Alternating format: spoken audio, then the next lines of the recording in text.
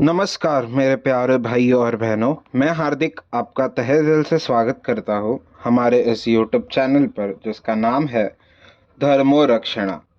हमारे इस चैनल पर आपको सभी पुराणों की कथाएं और उनकी प्रचलित अध्यायों की जानकारी प्राप्त होगी।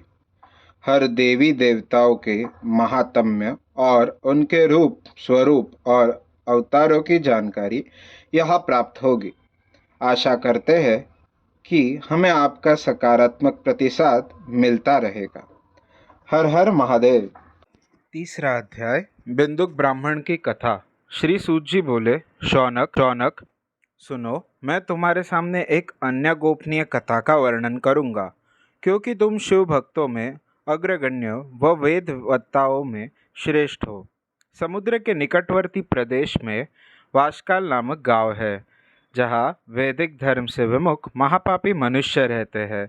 वे सभी दुष्ट है एवं उनका मन दूषित विष भोगों में ही लगा रहता है। वे देवताओं एवं भाग्य पर विश्वास नहीं करते। वे सभी कुटिल वृत्ति वाले हैं, किसानी करते हैं और विभिन्न प्रकार के अस्त्र शस्त्र रखते हैं।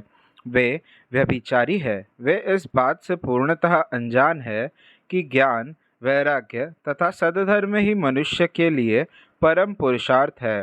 वे सभी पशु बुद्धि है। अन्य समुदाय के लोग भी उन्हीं की तरह बुरे विचार रखने वाले धर्म से विमुख है। वे नित्य कुकर्म में लगे रहते हैं एवं सदा विष भोगों में डूबे रहते हैं। वहाँ की स्त्रियां भी बुरे स्वभाव की, स्वेच्छाचारिणी, पाप में डूबी, कुटिल सोच वाली और व्यभिचारिणी है। वे सभी सद्व्यवहार तथा सदाचार से सर्वथा शून्य है। वहाँ सिर्फ दुष्टों का निवास है। वाशकाल नामक गांव में बिंदुक नाम का एक ब्राह्मण रहता था। वह अधर्मी, दुरात्मा एवं महापापी था। उसकी स्त्री बहुत सुंदर थी। उसका नाम चंचुला था। वह सदा उत्तम धर्म का पालन करती थी, परंतु बिंदुक वैश्यागामी था। इस तरह कुकर्म करते हुए बहुत समय व्यतीत हो गया। उसकी स्त्री काम से पीड़ित होने पर भी स्वधर्मनाश के भय से क्लेश सहकर भी काफी समय तक धर्म भ्रष्ट नहीं हुई, परंतु आगे चलकर वह भी अपने दुराचारी पति के आचरण से प्रभावित होकर दुराचारिणी और अपने धर्म से विमुख हो गई। इस तरह दुराचार में डूबे हुए उन पति पत्नी का बहुत सा समय व्यर्थ बीत गया।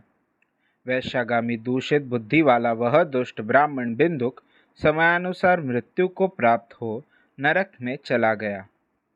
बहुत दिनों तक नरक के दुखों को भोगकर वह मूढ़ बुद्धि पापी विंध्या पर्वत पर भयंकर पिशाच हुआ। इधर उस दुराचारी बिंदुक के मर जाने पर वह चंचुला नामक स्त्री बहुत समय तक पुत्रों के साथ अपने घर में रहती रही। पति की मृत्यु के बाद वह भी अपने धर्म से गिरकर पर पुरुषों का संग करने लगी थी। सतिया विपत्ति में भी अपने धर्म का पालन करना नहीं छोड़ती। यही तो तप है। तप कठिन तो होता है, लेकिन इसका फल मीठा होता है। विषयी इस सत्य को नहीं जानता, इसलिए वह विषयों के विषफल का स्वाद लेते हुए भोग करता है। एक दिन देवयोग से किसी पुण्य पर्व के आने पर वह अपने भाई बंधुओं के साथ गोकर्ण क्षेत्र में गई। उसने तीर्थ के जल से स्नान किया एवं बंधुजनों के साथ यत्र तत्र घूमने लगी। घूमते घूमते वह एक देव मंदिर में गई। वहाँ उसने एक ब्राह्मण के मुख से भगवान शिव की परम पवित्र एवं मंगलकारी कथा सुनी। कथावाचक ब्राह्मण कह रहे थे कि जो स्त्रियां व्यभिचार करती है, वे मरने के बाद जब यमलोक जाती है, तब यमराज के दूत उन्हें तरह तरह से यंत्रणा देते हैं। वे उसके कामांगों को तप्त लोहे दंड से दागते हैं। तप्त लोह के पुरुष से उसका संसर्ग कराते हैं। ये सारे दंड इतनी वेदना देने वाले होते हैं कि जीव पुकार पुकार कर कहता है कि अब वह ऐसा नहीं करेगा, लेकिन यमदूत उसे छोड़ते नहीं। कर्मों का फल तो सभी को भोगना पड़ता है। देव, ऋषि, मनुष्य सभी इससे बंधे हुए हैं। ब्राह्मण के मुख से यह वैराग्य बढ़ाने वाली कथा सुनकर चंचुला भय से व्याकुल हो गई।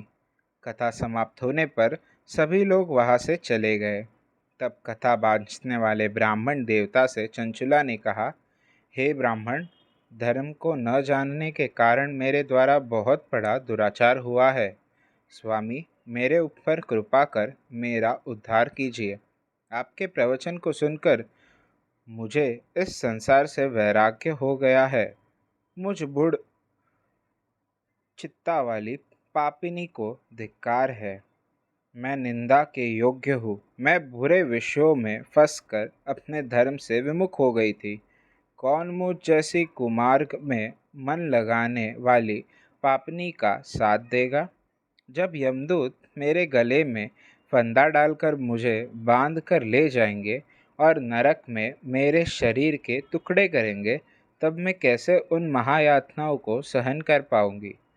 मैं सब प्रकार से नष्ट हो गई हूँ, क्योंकि अभी तक मैं हर तरह से पाप में डूबी रही हूँ। हे ब्राह्मण, आप मेरे गुरु हैं, आप ही मेरे माता पिता हैं। मैं आपकी शरण में आई हूँ। मुझ अबला का अब आप ही उद्धार कीजिए। सूत जी कहते हैं, शौनक, इस प्रकार विलाप करती हुई चंचुला ब्राह्मण देवता के चरणों में गिर पड़ी। तब ब्राह्मण ने उसे कृपापूर्वक उठाया। अध्याय 3 समाप्त। वीडियो को लाइक करें, शेयर करें, चैनल को सब्सक्राइब करें और हमारे साथ बने रहने के लिए बेल आइकन को प्रेस करें।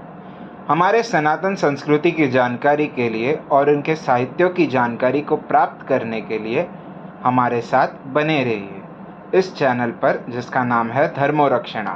हर हर महादेव।